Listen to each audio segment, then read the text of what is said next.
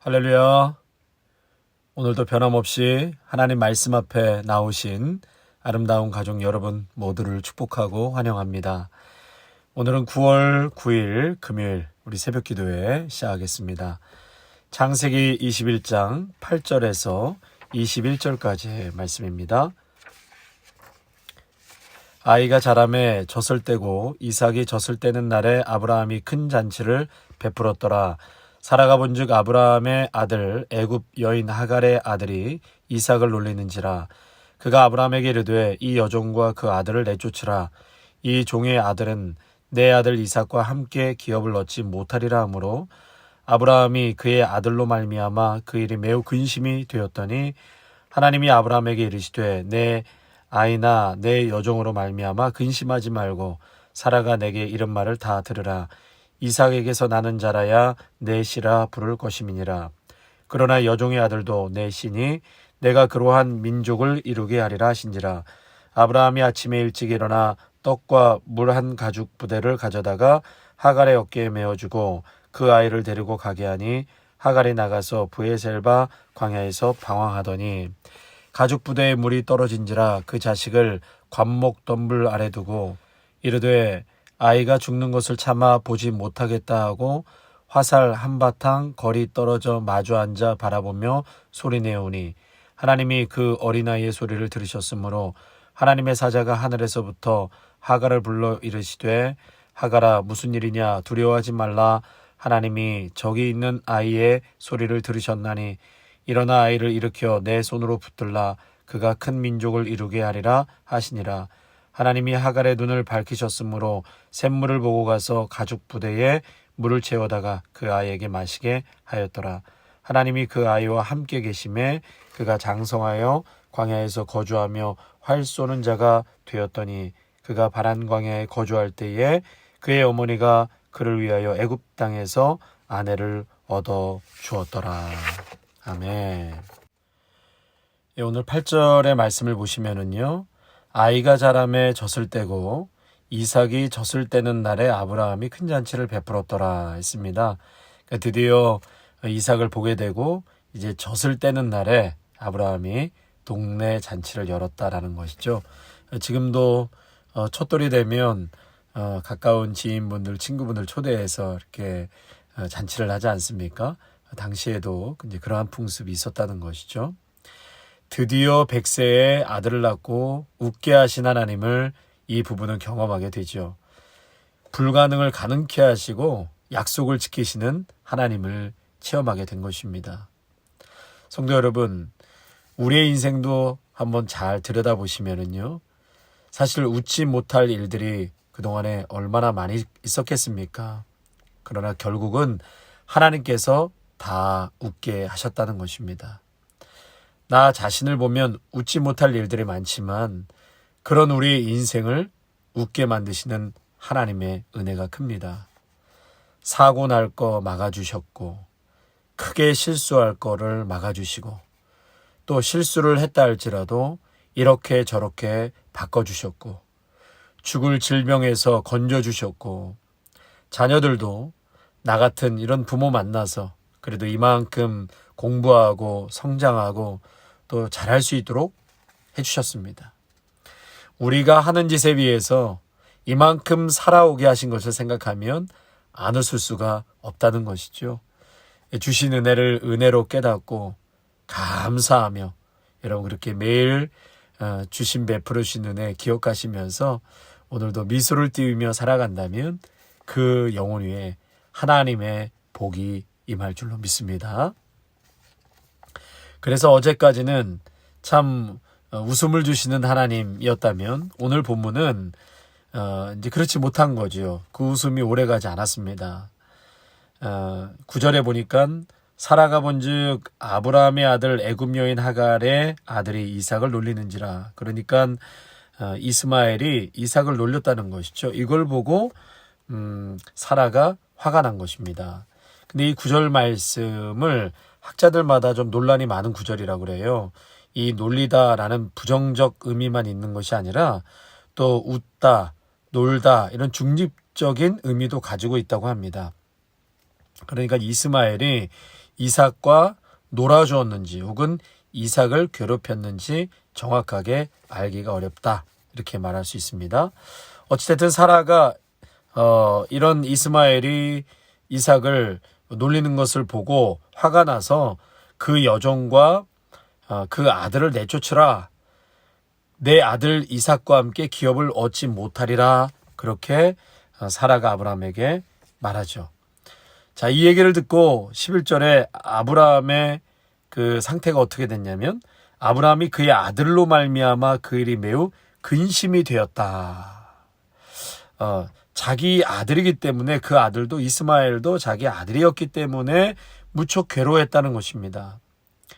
사라는 내쫓으라고 했는데 아브라함은 지금 이러지도 못하겠고 저러지도 못하겠고 깊은 딜레마에 빠지게 된 것입니다. 하나님께 약속은 받았습니다. 그러나 후손에 대한 기미가 전혀 눈에 보이지 않으니까 어떻게 했죠? 오히려 사라가 적극적으로 나서서 자신의 여종을 보내어서 아들을 낳게 했습니다. 그게 이스마엘이죠. 그런데 이삭이 태어나기 전까지는 그래서 이 아들을 통해서 기업을 잇나 보다 이렇게 생각을 했습니다. 실제로 아브라함도 17장에서 이스마엘이나 하나님 앞에 살기를 원하나이다. 이 얘기는 이스마엘이나 내가 잘 키우겠습니다. 무슨 100세에 내가 자녀를 얻을 수 있겠습니까? 그래서 비웃었잖아요. 그런데 결국은 이삭이 태어났습니다. 하나님의 약속이 성취됐죠. 이삭이 태어나기 전까지 이스마엘을 사랑하고 잘 키웠습니다.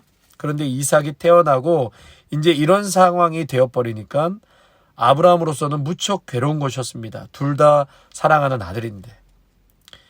그래도 그렇지 여보.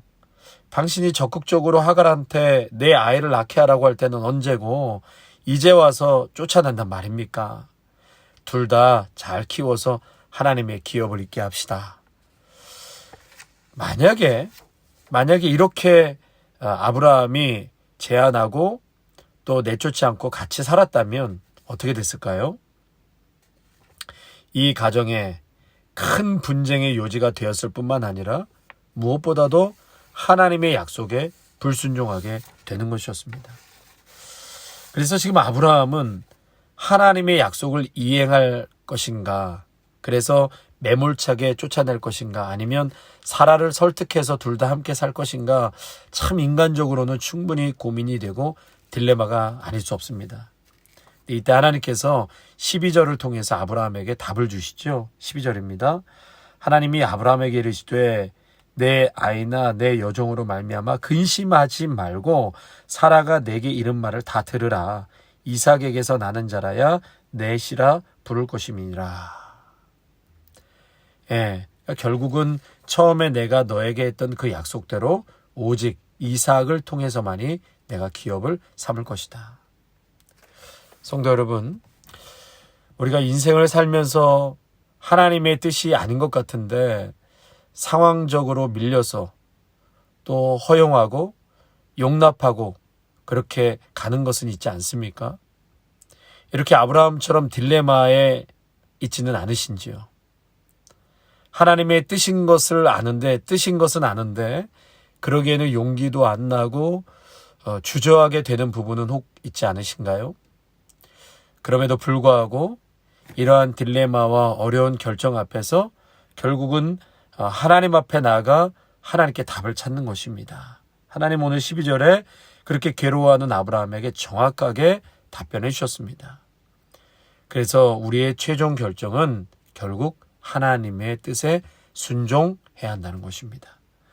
그것이 때로는 매몰차게 보이고 냉정하게 보일지라도 나머지는 하나님께 다 맡기고 하나님의 뜻에 결정을 두어야 한다는 것이죠.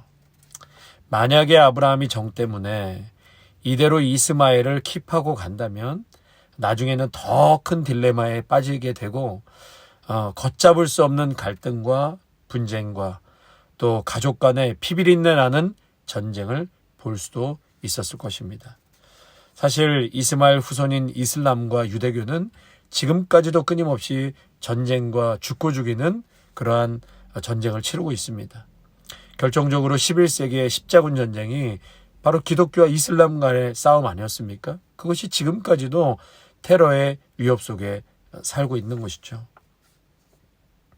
우리가 살면서 때로는 이렇게 아브라함처럼 깊은 딜레마에 빠지게 될 때 오히려 답은 아주 단순하다는 것. 너무 근심하거나 고민하지 말아야 한다는 것입니다. 왜요? 하나님의 뜻은 아주 명확하고 심플합니다. 복잡하지 않습니다. 하나님의 계획은 아브라함 집에서 하갈과 이스마엘을 분리시키는 것입니다. 그게 하나님의 뜻이었습니다. 예. 그러면 하갈과 이스마엘은 어떻게 되는 겁니까? 오늘 말씀 후반절에 보면 하나님께서 이 모자를 축복하시고 보호해 주십니다. 오늘 그 이스마엘의 울음소리를 하나님께서 들으셨다. 그러면서 하갈에게 두려워하지 말라. 내가 너에게도 큰 민족을 이루게 하리라. 또 그 딸의 눈을 밝히셔서 샘물을 보게 하고 그 물을 먹게 하셨습니다. 그리고 더 중요한 말씀은 하나님이 그 아이와 함께 하셨다. 그대로 나가 죽게 하지 않으셨다는 것입니다. 사랑하는 성도 여러분, 우리가 살아가면서 용기가 안 나고 두려워서 결정을 못하는 그 부분도 용기를 내서 하나님의 뜻에 맞게 결정하며 나아간다면 그 나머지는 분명히 하나님께서 책임져 주십니다. 하갈과 이스마엘을 하나님이 보호하시고 책임져 주신 것처럼 우리의 실수도 하나님께서 다 메꿔주시고 그 실수까지도 보정해 주시는 하나님이심을 우리가 찬양해야 할 것입니다. 그러므로 이렇게 딜레마에 있거나 고민이 될 때는 다시 한번 하나님 앞으로 나아가서 기도하고 말씀을 통해서 답을 얻으시기 바랍니다. 그 답은 의외로 무척 심플합니다. 그리고 명확합니다. 그리고 답을 주셨다면 순종의 자리까지 가시게 될 때 그때 하나님이 일하시고 또 우리에게 놀라운 축복으로 또 열매를 맺게 해주실 것일 줄로 믿습니다.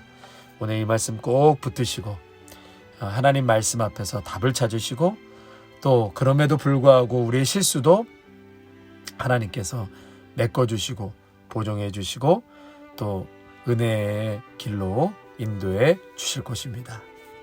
기도하겠습니다. 하나님 아버지, 오늘 아브라함이 이 사라의 제안 앞에서 참 무척 근심하고 괴로워했다는 것을 보게 되었습니다. 우리가 이 세상을 살아가면서 하나님의 뜻과 세상 사이에서 딜레마에 빠지고 사실 고민할 때가 많습니다.